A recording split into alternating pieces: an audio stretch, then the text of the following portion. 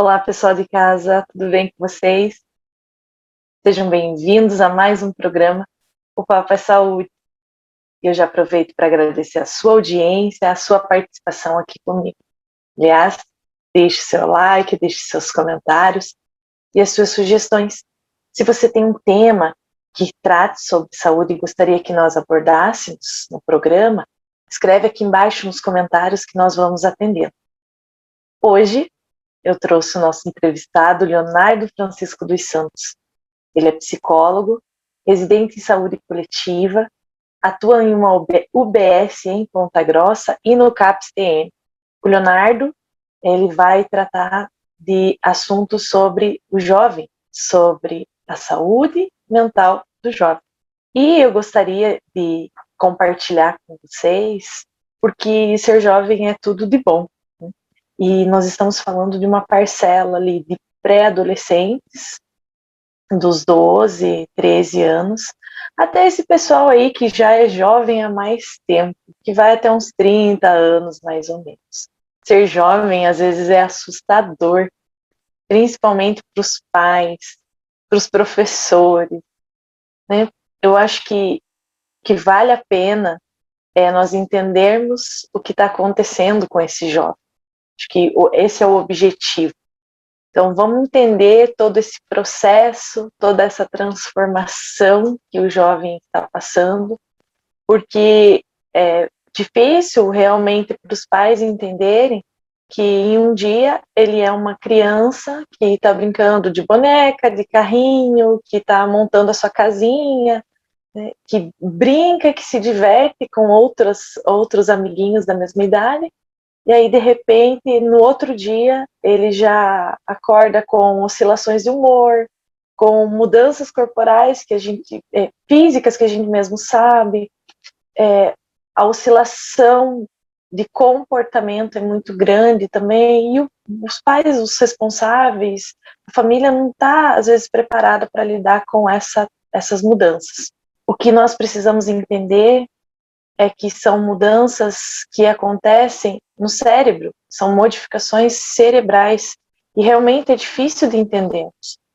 Acho que vale a pena o Leonardo explicar para nós aí posteriormente toda essa rede de apoio, principalmente com a família, principalmente com relação a um sofrimento psíquico que acaba se gerando no jovem por não saber lidar com essas situações, e também a sociedade em si que acaba cobrando desse jovem uma autonomia, uma religião, um posicionamento político, quando ele, na verdade, ele só quer entender o que está acontecendo com ele mesmo.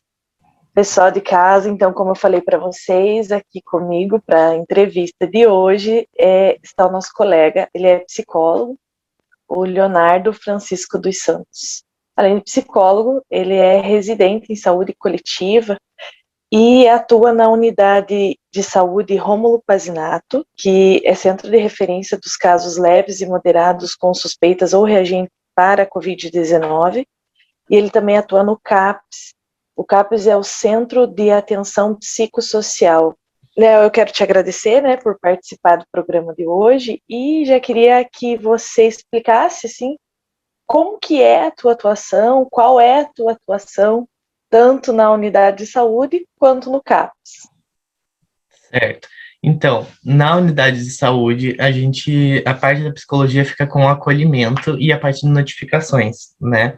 Então, sempre que aparece algum caso que precisa de algum acolhimento, ou até mesmo uma explicação em relação a dúvidas que tenha com relação ao atestado, adesão a tratamento, ou até mesmo cuidados a ter durante esse período de espera do resultado, né, ou até mesmo com o resultado positivo, a gente sempre vai estar fazendo esse acolhimento, esse aconselhamento com as pessoas, para que elas não fiquem com dúvidas, ou até mesmo consigam seguir esse processo de uma forma mais leve, né, por mais que fique aquela coisa do nervosismo, ainda tem muita ansiedade do, será que não é, e a gente sabe que isso afeta bastante em relação aos sintomas também, né. No CAPS, a gente vai fazer mais o foco do cuidado dos pacientes crônicos, né? Então, nos pacientes crônicos com transtornos do estilo esquizofrenia, bipolaridade, também tem os de depressão, enfim, né? São os transtornos que precisam de uma atenção mais focada, né? Como o nosso programa está tratando de jovens, né? Eu queria saber como é seu atendimento com os jovens. De que jovens nós estamos falando? Que parcela é essa? Como que eles se apresentam para você? Com que demanda eles se apresentam? Certo. Então, na UBS, por mais que ela esteja como centro de referência de COVID, ainda existem os programas que têm atenção à população, né? Então, os jovens que normalmente procuram mais são do sexo feminino, né? São as mulheres, todas as idades, a partir dos 12 anos, crianças também procuram mais, a partir dos 12 anos, na pré-adolescência para cima, procura bastante em relação a cuidados, por exemplo, como anticoncepcional, ou até mesmo pré-natal, né, acompanhamento de gestação, o puerpério, que é o pós-gestação. Então, sempre a procura é maior por mulheres, por adolescentes, e os homens até procuram, mas é mais para coisas mais diretivas, como tratamentos e tudo mais, mas a procura maior, a demanda maior é entre mulheres. Então, dos jovens que a gente vê de idade de 12 para cima, assim, mas jovens mesmo até 30 anos, assim, sempre tem bastante procura em relação a esses pontos, sabe? Se nós pensarmos pelo viés da psicologia, como vocês, profissionais da saúde, veem essa modificação nessa fase do desenvolvimento, como você citou ali, da adolescência, pré-adolescência, para essa fase adulta? Como que o profissional da saúde vê essas modificações acontecendo nas fases de desenvolvimento? Então, o desenvolvimento, né, é um novo nascimento, que na psicologia a gente fala que é um novo nascimento para esses jovens, porque eles passam por uma nova descoberta, assim como quando eles nascem, eles precisam ter novos conhecimentos, conhecer o corpo, conhecer quem elas são, construir ali a sua vida, seus primeiros passos, etc. Na pré-adolescência, quando tem a liberação hormonal, o cérebro está começando a construir construir completamente, porque o adolescente, o cérebro dele ainda está em formação, então ele ainda, por isso que muitas vezes ele tem essa dificuldade, tem momentos explosivos e tudo mais, porque ele ainda não tem controle sobre as emoções dele, ele ainda está passando por muitas descobertas, e isso tudo é muito novo, então a gente considera como um novo nascimento para eles. E a partir disso, assim, quando ele vai começar a construir a personalidade dele, criar suas opiniões, criar autonomia, e também iniciar esse processo para a vida adulta, né? Com relação à saúde mental, Léo, o que é possível observar na saúde mental dos jovens com relação a toda essa transformação que eles passam? E quando eles chegam até você, como que é a procura deles por esse serviço oferecido? Você já citou, por exemplo, que a parcela maior é do sexo feminino, né? Qual que é a relação entre a saúde mental e a procura deles, tanto pela UBS e até mesmo no CAPS? Então, na UBS, a procura é mais por questões, assim, dúvidas ou em relação à gestação, até mesmo anticoncepcional. Existem vários tratamentos pelo SUS, né, e atendimentos pelas ACS, que são agentes comunitários de saúde. Então, essa procura, elas são mais voltadas para isso mesmo, né? Então, a equipe, ela vai estar sempre atuando nessa parte. As ACS vão estar indo até as casas, fazendo cadastro, acompanhando, por exemplo, se for uma gestação. Daí, a equipe multiprofissional de saúde coletiva, perdão, vai estar acompanhando, por exemplo, na minha equipe tem enfermeiro, tem odonto, que é o dentista, tem farmacêutico, tem médico veterinário, tem eu como psicólogo. Então, cada um tem a sua importância dentro dessa parte, né? O odonto vai estar cuidando, por exemplo, da pega do mamar do bebê, vai estar instruindo também junto com a enfermeira. esse cuidado tanto de gestação quanto o cuidado do bebê. A farmacêutica também vai estar sempre contribuindo em relação aos cuidados durante a gestação e pós-gestação, com medicações e tudo mais.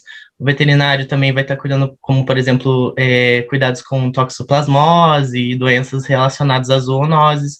E o psicólogo também vai estar cuidando da saúde mental, também prevenindo, né, uma possível depressão pós-parto, que a gente sabe que acontece e tudo mais. Então, na UBS, ela vai estar mais focada nessa parte, né? No cuidado da saúde mental. É multiprofissional, né? Multidisciplinar. Exatamente. Então, vai estar cuidando na qualidade de vida dessas pessoas, né? Os jovens, os homens, no caso, né, adolescentes, que procuram normalmente, assim, para coisas muito mais diretivas, tipo uma consulta clínica geral ou algo do tipo. Então, não tem algo específico que tenha essa procura na UBS em relação aos homens. Já no CAPS, né, vai ter mais a procura, por exemplo, de ideação suicida, crise de pânico, crise de ansiedade, que é onde a gente faz esse acolhimento, né, a equipe vai estar fazendo acolhimento para acompanhar, ver os sintomas, ver qual a necessidade desse jovem. Então, se for um jovem de 12 a 18 anos, ele vai ser encaminhado para o CAPS-IJ, que é Infanto Juvenil, para ele estar fazendo acompanhamento lá. Caso ele seja maior de 18 anos, 18 para cima, ele vai ser acompanhado pelo CAPS-TM, que é o CAPS-2, né? E lá ele vai ter acompanhamento psiquiátrico, psicológico, né? Tem as reuniões que a gente faz de acompanhamento dos pacientes para estar vendo como é que está sendo esse processo do tratamento com a medicação, e também para ver como é que está a saúde mental deles durante esse processo, né? Porque a gente sabe que é muito importante que para a saúde mental ficar estabilizada, o psicólogo, durante esse processo da medicação, esteja andando de mãos dadas junto com esse processo. Porque a saúde mental, ela não é só a medicação ela vai fazer o papel dela, ela vai cuidar dos sintomas fisiológicos, dos sintomas do corpo, mas a saúde mental, em geral, ela também inclui sintomas psicológicos, que é onde o psicólogo vai estar atuando e ajudando essa pessoa a trabalhar com esses sintomas. Voltando lá nos nossos adolescentes, né? Então, eles estão passando por uma fase de mudanças, de transformações, sejam elas físicas, hormonais e psicológicas, né? Uhum. Na saúde do jovem, na saúde mental dele, como que funciona essa adaptação, tanto hormonal, quanto física, quanto psicológica? Então, essa adaptação, ela é algo muito novo, né? Por mais que para os pais seja, eu já passei por isso e tudo mais, cada pessoa tem a sua forma de enfrentar. Então, alguns jovens, a gente tem como exemplo as meninas que passam pela questão da menstruação, TPM e tudo mais. Então, elas ficam muito mais sensíveis, ficam muito mais ansiosas, ficam com raiva, enfim, né? Cada uma passa seus sintomas de uma forma única. E muitas vezes as pessoas, elas não entendem isso e querem que o jovem tenha esse comportamento já 100% formado e tudo mais, sendo que eles ainda estão no processo de adaptação, né? Então, até mesmo para os meninos é bem difícil por conta dessa nova descoberta, né? O corpo criando pelos, crescimento dos órgãos e tudo mais. Então, sempre que o jovem está passando por esse processo, os pais querem cobrar que ele seja aquela criancinha que sempre respeitou, educada, né, que era antes, só que daí vai lá e fala alguma coisa, o jovem explode. Mas ele não tem controle sobre isso por enquanto, porque, né, é uma liberação hormonal muito grande, cria um estresse muito grande no corpo. Então, eles já estão com esse estresse muito aflorado no corpo deles, e quando você faz essa cobrança, ou até mesmo fala de alguma forma que eles entendam errado, eles vão dar aquela explosão, e daí o pai já vai querer cobrar a educação e vai entrar naquele embate de um fala mais alto que o outro, ou até mesmo gera estresse, ansiedade um no outro. Então vai assim, entra num processo bem difícil quando não tem a colaboração dos dois lados, né? Nós vamos falar um pouco sobre a família, né? Sobre esse apoio da família, já já. Léo, você comentou que você trabalha no CAPS, né? Por várias vezes você trouxe essa informação do CAPS. eu acho que vale a pena explicar para o pessoal de casa o que é o CAPS e a tua atuação específica do CAPS. No CAPS, o CAPS sempre vai estar atendendo casos de sintomas assim, por exemplo, você acha que não está muito bem, está com pensamentos suicidas, né? Ou com alguns pensamentos que você considera que não estão te fazendo muito bem, ou ouvindo vozes, né? Ou sintomas mais de depressão, não tem mais vontade de sair de casa, crise de ansiedade, você sempre vai estar procurando o CAPS para estar te dando esse suporte, né? Caso não seja um caso para ser tratado no CAPS, eles vão estar conversando com você para que procure um ambulatório de saúde mental, né?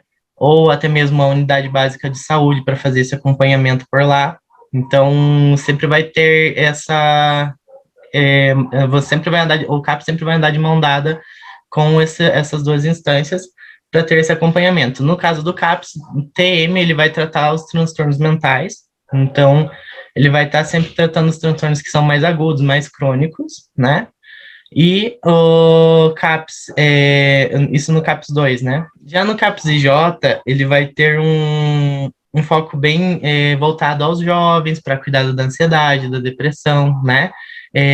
Até mesmo quando tem o encaminhamento, por exemplo, da UBS, de um transtorno de espectro autista, né? Os famosos TDAH, os famosos transtornos de déficit de atenção, né? Então, tudo isso vai ser acompanhado pelo CAPS e, caso seja necessário, também pela UBS, ou se for ainda mais necessário, passado para o CAPS-TM, se tem algum transtorno envolvido. Então, sempre vai ter essa comunicação entre essas instâncias, sabe? Entendi. Agora a gente vai comentar sobre a família, né? Porque a família ela é uma rede de apoio também, né?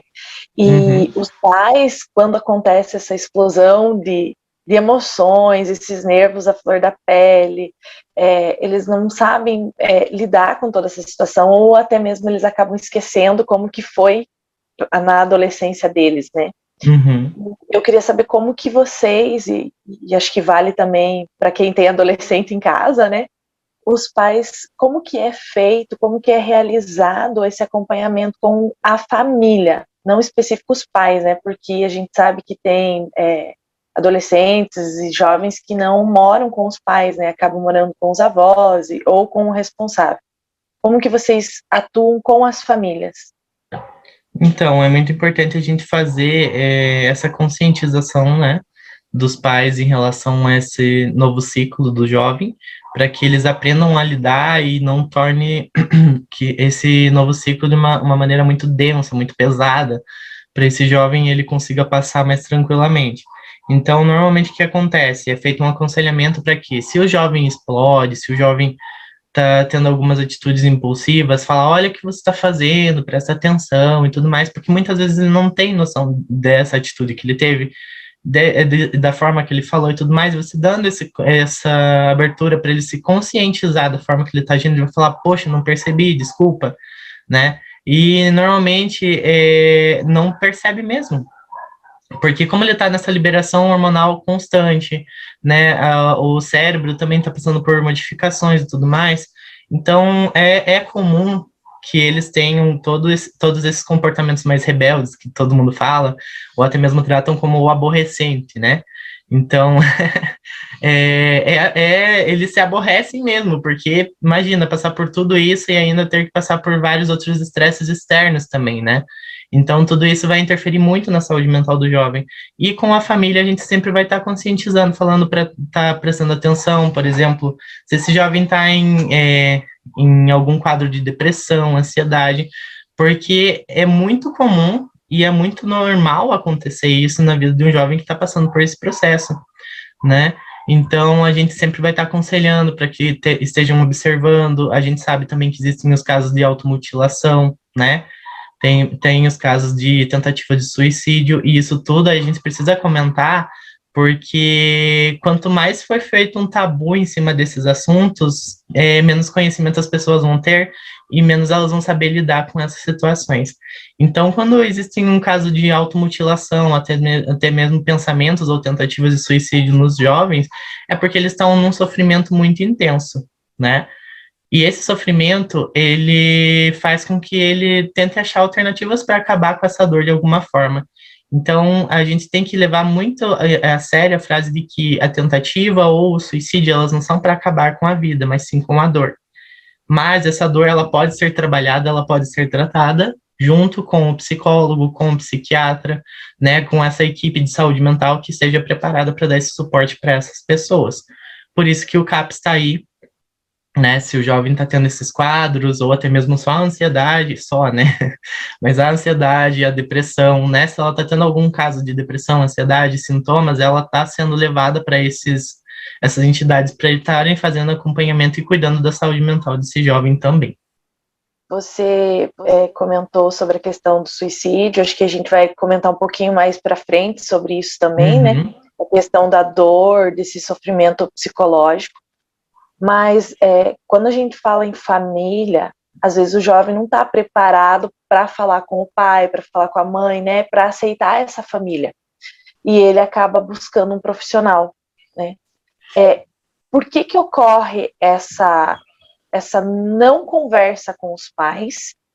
E quando ele procura o profissional, qual que é a demanda dele? Então, muitas vezes o jovem ele guarda o sofrimento para ele mesmo, né? Ele acha que não pode, não tem com quem conversar, ou eles não acham que não é um assunto que deve ser comentado com os pais ou com algum conhecido por medo, né?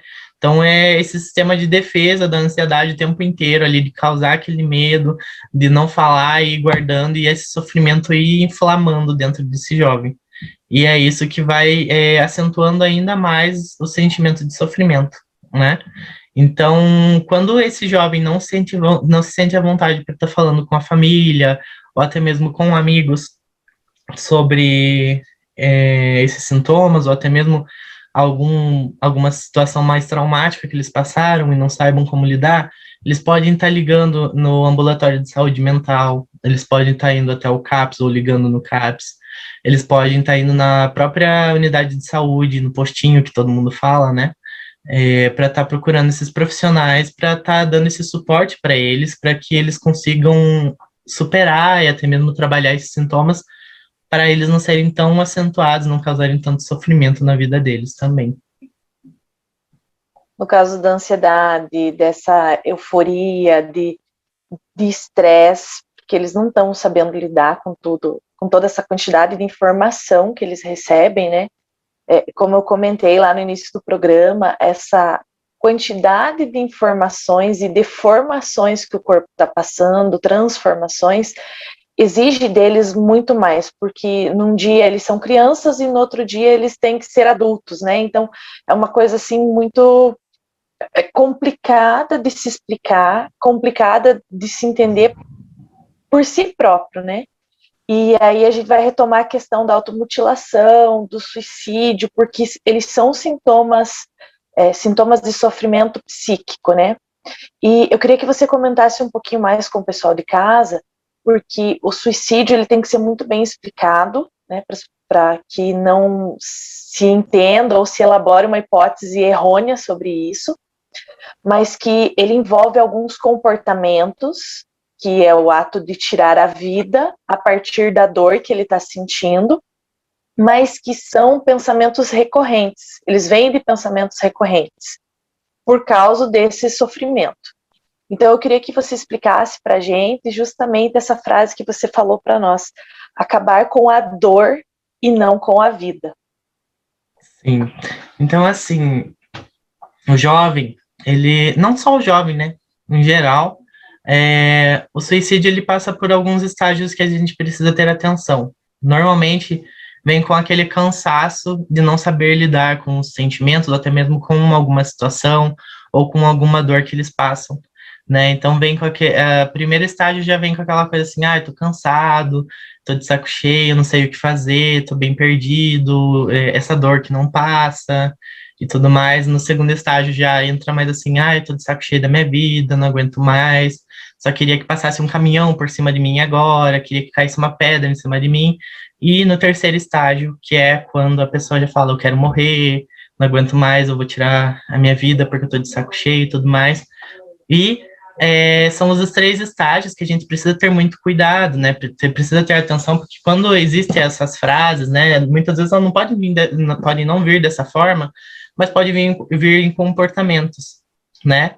Então a pessoa começa até mesmo a se isolar, fica mais deprimida, ou até mesmo mais ansiosa, né? Porque muitas vezes o pessoal acha que quem está tentando suicídio é porque está depressivo. Nossa, mas fulano não estava depressivo e tentou suicídio, mas ele pode ter ficado muito ansioso.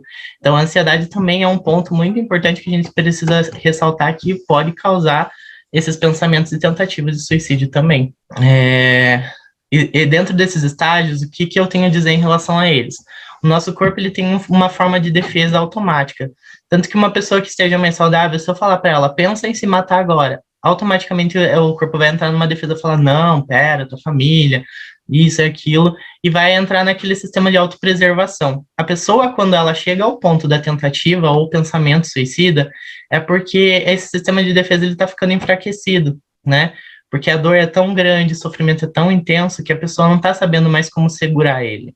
E é nesses momentos que é muito importante você estar procurando esses profissionais da área da saúde mental, psicólogo, psiquiatra, até mesmo quando se fala em saúde mental, a gente pensa só nesses dois, mas existem também enfermeiros, farmacêuticos, né, odonto, que são os dentistas, que estão trabalhando com a saúde mental, né, então aí existem equipes multiprofissionais que podem cuidar dessa parte também, e é muito importante que essa pessoa esteja procurando algum profissional que esteja na área de saúde mental ou esses órgãos públicos, como a unidade de saúde, o CAPS, o ambulatório de saúde mental, para estar dando esse suporte para evitar que esse sofrimento se acentue ainda mais, né? Então, não deixe de procurar ajuda se você está passando por alguma dessas situações, algumas dessas dificuldades, esses sofrimentos psíquicos aí que o Leonardo comentou. Eu gostaria de que o Léo deixasse assim para o pessoal, para os nossos telespectadores, como contribuir então para que haja saúde, tanto dos jovens, dos adultos, saúde mental, e se tenha qualidade de vida. Então, assim, é muito importante a gente reconhecer que agora na pandemia todo mundo está muito fragilizado de saúde mental, né? Por vários motivos, né? Cada um tem um motivo particular, mas também existem os motivos em relação ao isolamento social, até mesmo a ansiedade por conta desse processo. Mas é muito importante que a gente reconheça que, por mais que a gente não tenha com quem recorrer na nossa família, sempre vai ter uma equipe que vai estar disposta a nos dar esse suporte. Então, se você tiver com algum desses sintomas, se você não estiver se sentindo muito bem, precisar de um profissional para estar te ajudando, sempre vai ter uma equipe ou uma instituição que possa estar te dando um suporte. Não se sintam sozinhos, né? Sempre tentem procurar essa ajuda de alguma forma. Então, é muito importante que esses jovens saibam que eles não estão sozinhos, né? Se eles não se sentem à vontade para estar falando com a família, estarem procurando essa equipe profissional que vai estar dando esse suporte.